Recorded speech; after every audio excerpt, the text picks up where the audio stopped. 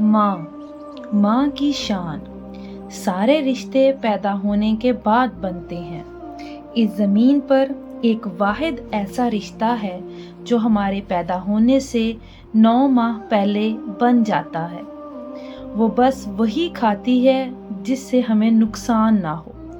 वो बड़े से बड़े दर्द में भी अजाब भुगत लेती है, मगर दर्द ख़त्म करने की दुआ नहीं खाती कि कहीं वो दुआ हमको ना मार दे।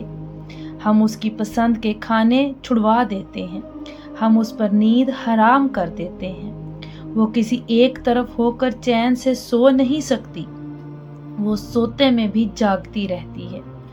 9 महीने के एक अजाब से गुजरती है। गिरती है तो पेट के बल नहीं गिरती, पहलू के बल गिरकर हड्डी तुड़वा लेती है। तुझे बचा लेती है, उसने अभी तेरी शक्ल नहीं देखी। लोग शक्ल देखकर प्यार करते हैं, वो गायबाना प्यार करती है। लोग तस्वीर मांग कर सिलेक्ट करते हैं। दुनिया का कोई रिश्ता इस खलूस की मिसाल पेश नहीं कर सकता।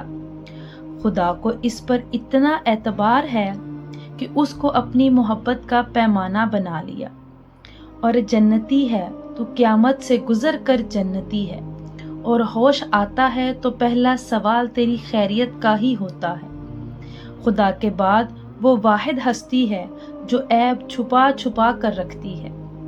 तेरी हिमायत में वो उज़र तराशी है कि तेरे बाप को मुतमईन और तुझे हैरान कर देती है।